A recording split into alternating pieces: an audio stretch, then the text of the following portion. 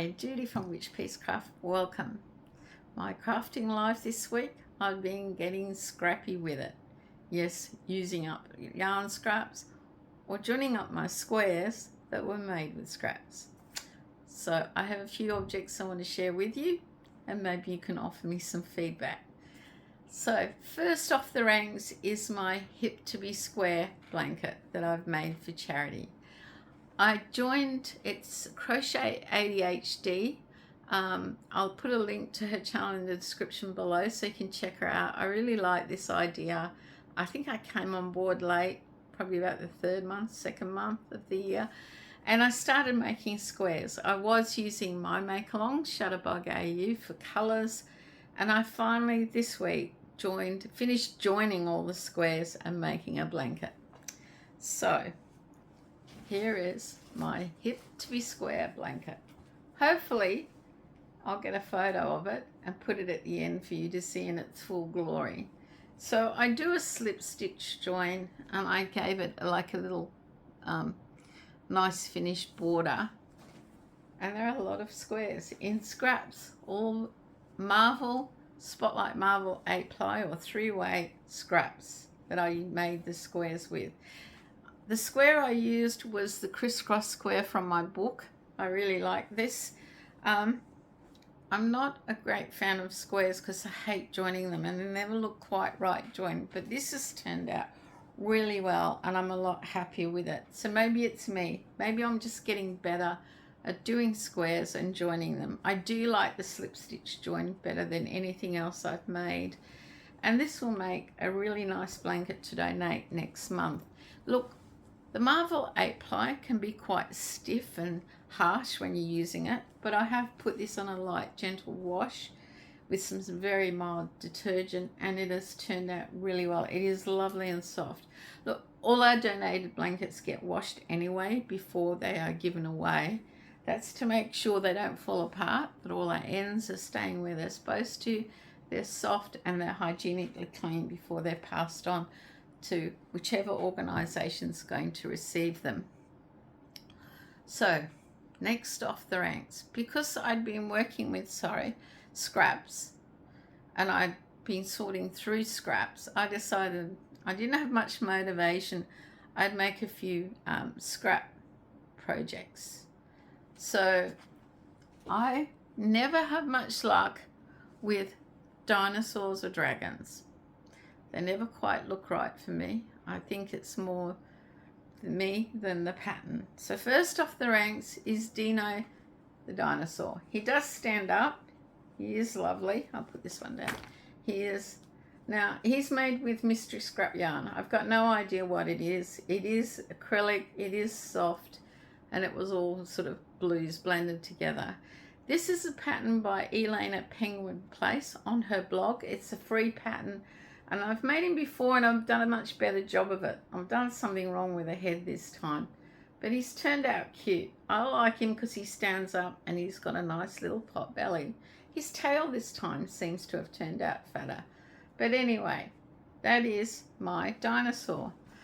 I then went to try and make a Brontosaurus, and I made Bronte, and he's a bit of a wreck. Fiddlestick Superb Big Yarn, which is an Australian yarn. It was quite splitty. Look, they aren't teeth or fangs, they're nostrils. They just turned out a bit bigger. I've been embroidering eyes because at my market, most people didn't want artificial eyes because of the choking hazard. And he's sort of, when I twist him and stand him up straight, he's fine, but he's got a bit of a kink in his neck and his body, and one of his legs leans a bit further than the other. I don't know. Definitely me, the maker, that doesn't do a great job, but that's Bronte. These will go into my cheap market stall sales that kids can buy just for the fun of it. I thought I'd make Octos because I have much better luck with Octos, and I made the Mystery Basics, this one, little Octo I had with some leftover.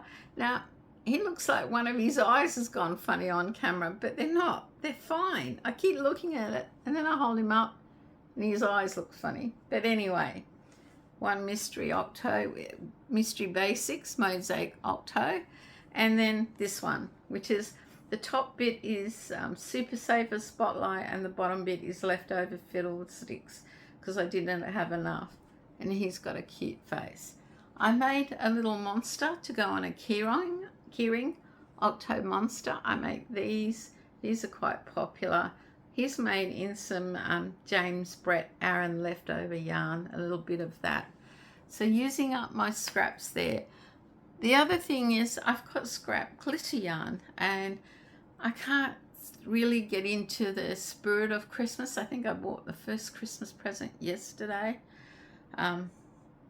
It's just so hot here, it's hard to think Christmassy, but eventually I will. But I have been thinking about the people throughout the year who do kind things or help me out with things that I like to give little gifts to. And I decided to make Christmas boots and put little gifts in them. And I've made these in glitter yarn. This is Ice Yarn's Magic Glitz, same as this one. And this is a combination of Karatopu Glitz and Spotlight Glitz. This is Blitz and Spotlight Glitz, and that's Spotlight Glitz. Now, the pattern or tutorial I used, I absolutely love.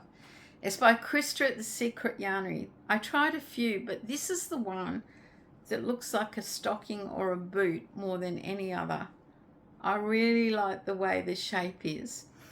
What I do is I can put different flavored candy canes, or I can put a chocolate bar, or I've been known to put little lip balms and things in them, and they can reuse them as a Christmas ornament, or they can give them to someone else, a gift card.